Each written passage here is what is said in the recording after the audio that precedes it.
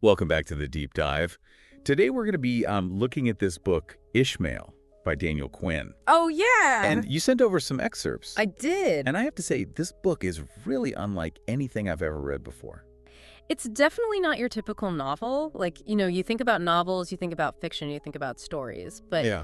Quinn really tackles some pretty big questions about humanity and our place in the world. Yeah. But he does it in a way that's, like, through this story. It's so captivating, and that's what we're going to try to unpack today. Yeah. Not to, like, spoil the plot or anything, Right. but to really kind of dig into the ideas and the themes that make Ishmael so thought-provoking. Yeah, exactly. So hopefully spark some curiosity in the listeners, and Yeah. maybe they'll even pick up the book themselves and Yeah. give it a read. So the story starts off with this narrator who is just deeply disillusioned with the world. Mm-hmm. He's searching for a way to make a difference, Yeah, to save the planet even. right. But he feels completely lost. I think that's something that a lot of people can relate to. Totally, yeah. He actually even compares his search for a teacher to the search for the Holy Grail, Wow. which kind of highlights this, like, desperate yearning for guidance, for, like, somebody to show him a way forward. Yeah, and that's a feeling I think a lot of us can relate to, especially these days. Totally. We're bombarded with news about climate change, social injustice, all this political turmoil. Yeah. It's so easy to just feel completely overwhelmed. Right, and powerless. Yes, exactly. Like, what can I do about any of this? Exactly. So that's what I think makes the narrator's journey in this book so compelling. He's not just, like, passively accepting the status quo. He's Yeah. like, no, I'm going to find a different way to see the world. Yes. And his search leads him to this unexpected teacher, a captive gorilla named Ishmael. Yeah, and I think this is where, like, Quinn's genius really shines through, because Yeah. Ishmael's captivity isn't just, like, a random plot device. It's like this metaphor for the ways in which we as humans have become captive to our own ways of thinking. That's so true because, like you said, he's physically captive. Yeah. He starts questioning, like, why life should be divided between, like, the interesting and pleasant and the boring and unpleasant. All right. And it's this questioning that, like, really sets the stage for the rest of the book. It's like he's holding up a mirror to all of us. Totally. And making us look at our own assumptions about the world Yeah. and, like, how we live and why we live that way. Yes, and one of the key ideas that Ishmael introduces in the book is this concept of takers and leavers. Yes. Now, without giving too much away, can you just kind of explain what these terms represent? Yeah, so essentially the takers represent, like, our modern industrialized culture. Okay. It's a culture that really believes that the world was made for them to comfort and control and To exploit. to exploit, yes. Okay, so they're kind of the ones calling the shots right now. Yes. What about the leavers? So the leavers encompass, like, all other cultures throughout human history, the ones that lived closer to nature and didn't see themselves as separate from or superior to nature. So, like, they were playing by a different set of rules, a different story.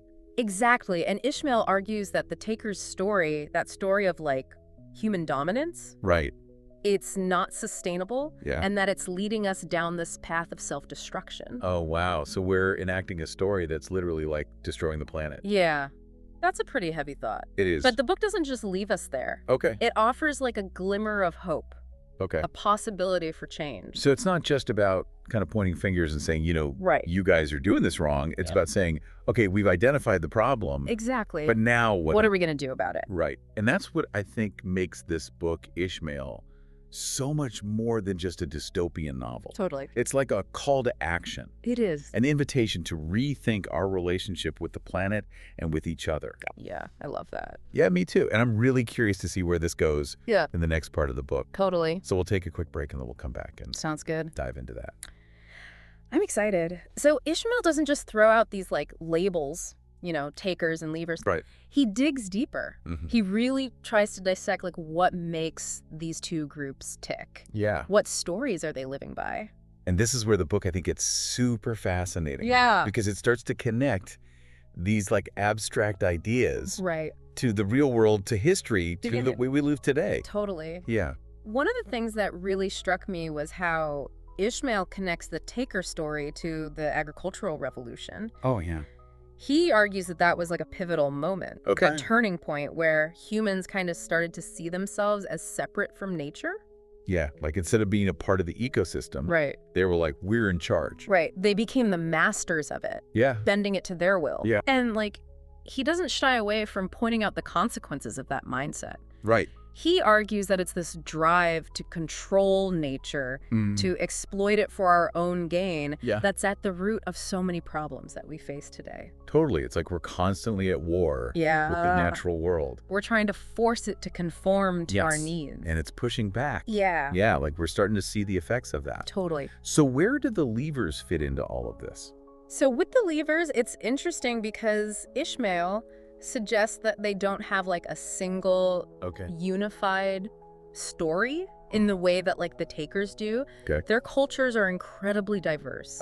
Each with its own unique set of beliefs and practices. But they do have some things in common. Yes, definitely. Right. I think the most important thing they share is a respect. A fundamental respect for the natural world. So like instead of trying to control nature, they try to live in harmony with it. Exactly. They see themselves as part of this larger web of life interconnected with all living things. Yeah, and they understand that their survival depends on maintaining that balance. Totally. It's like they're playing a totally different game. Yes. A game where cooperation and sustainability are the keys to success.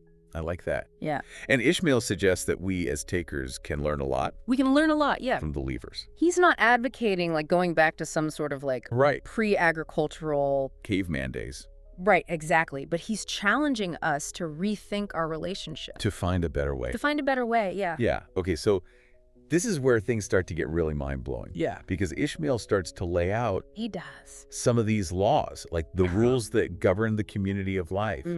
And I have to admit, some of them are pretty radical. They are. They like challenge some of our like deep assumptions about how the world works. They do. For example, he talks about the law of limited competition. So like in the wild, you know, animals compete for resources. Right.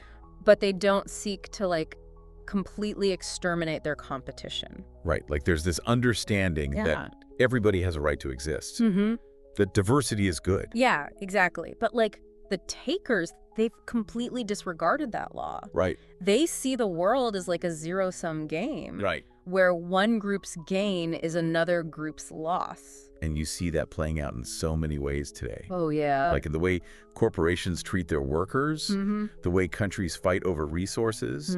It's all about like domination and control. Totally. And that's unsustainable. Right. I mean, it leads to all these problems like depletion of resources, destruction of ecosystems, and this ever-widening gap between the haves and the have-nots. So that's one law. What are some of the others? Another one is the law of not hoarding. Okay. So like in nature, you know, animals consume what they need, but they don't stockpile resources beyond their immediate needs. They trust that there will be more. Exactly. Like they have this faith in the abundance of nature. But takers, they're obsessed with accumulation. Totally. Yeah. Like they hoard wealth. They stockpile resources. It's like you're trying to fill some kind of void, you know, like a deep-seated insecurity just by accumulating more stuff. That's such a good point. I think it speaks to a deeper truth about like the taker mentality. It's this fear, this scarcity, this belief that there's not enough. So they're afraid that if they don't grab it now, somebody else is going to get it. Totally. And that fear, that scarcity mindset is at the root of so much conflict and suffering in the world. Absolutely. So we've got the law of limited competition, the law of not hoarding. Right. Are there any others? There's one more that I think is particularly relevant to our conversation today. Yeah. The law of not denying food. What do you mean by that? So like in the wild, you can compete for food, you can defend your meal, but you can't prevent others from getting food altogether. Okay, so like you can't just build a fence around the whole food supply. Right, exactly. And say it's all mine. But that's exactly what the takers have done. Yeah. They enclose land, they patent seeds, Yeah. they manipulate markets to control the price of food. And so people are going hungry. Yeah. Even though there's enough food to go around. Exactly. It's like they're playing this rigged game where they hold all the cards. Yeah. And everybody else is left scrambling for scraps. And this brings us back to, I think, one of the most important points that Ishmael makes. Okay. Which is that, like, no species has the right to exempt itself. Totally. From these laws. Like, we're not above the laws of nature. We're part of the web. Right. And our actions have consequences. And the takers, they might think they're in control. Yeah. But they're playing with fire. Yeah, they're sawing off the branch that they're sitting on. Exactly. And that's like the tragedy of the taker story. It's self-destruction disguised as progress. It's like they're creating their own destruction in a way. Yeah, and calling it progress. So we're left with kind of like a bleak picture. Where is this Taker story leading us? Right. But Ishmael doesn't just like leave us in that place of doom and gloom. Right. Right? Like there's this thread of hope. Yeah, there's a possibility of like finding a new story, a better way to live. Okay, but how do we actually do that, Right. How do we shift from this like dominant taker narrative to something that's more sustainable, more in line with nature? Well, Ishmael suggests that it starts with like a fundamental shift in our thinking. Okay. Like we need a new way to understand ourselves, our place in the world. Okay. And he even goes so far as to say we need like a new creation myth. Whoa, a new creation myth. That's like a pretty radical idea. It is, but think about it, like our current creation myth, the one that's like dominant in Western culture, it puts humans at the center of everything. Okay. It basically tells us that like the world was made for us. That we're like the pinnacle of creation. Right, and that's led to this like sense of entitlement Totally. that we have the right to just exploit the planet. Exactly. So Ishmael's suggesting that like we need a new story. Okay. One that recognizes our place in the community of life, a story that like honors the interconnectedness of all beings. Reminds us that we're not the masters of the universe, Wow, right? but just like one part of this much bigger system. Exactly. And this new story, this new creation myth, Yeah. it needs to be more than just like a feel-good narrative. Okay. It has to be grounded in reality, like in the laws of nature that govern life on Earth. So it's not about rejecting science or technology, Right. but it's about using those tools in a way that aligns with sustainability and balance. Totally. Like finding a way to live that's both fulfilling for humans and beneficial for the planet. Okay, so that's a pretty tall order.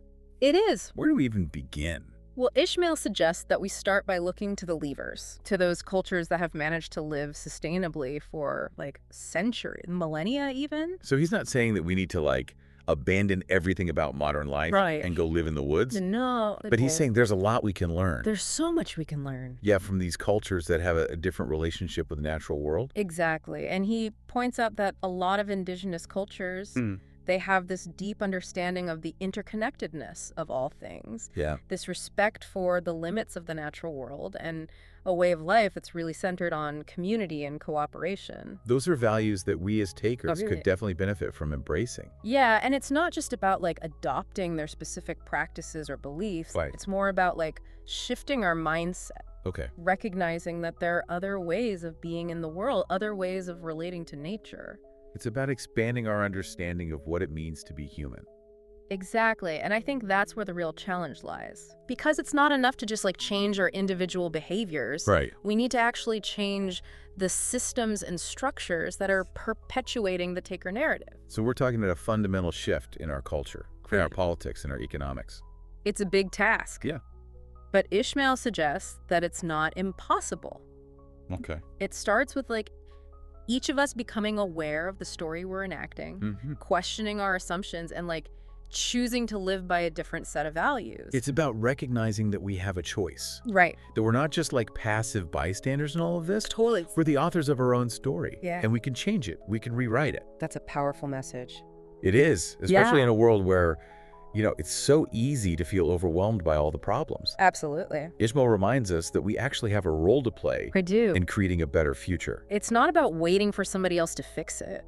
Yeah. It's about taking responsibility and working together to create a world that's just and sustainable. Ishmael is definitely a book that stays with you. It does. It challenges you to think differently, to see the world with fresh eyes, Totally. and to step into your own power as a storyteller, as a creator of a new and better future. I love that. Thanks for joining us for this deep dive into Ishmael. Yeah, this was fun. It was, and we hope it sparked your curiosity and inspired you to explore these ideas further. Absolutely. And remember, the story doesn't end here. It continues with each of us. It does. What story will you choose to enact in the world?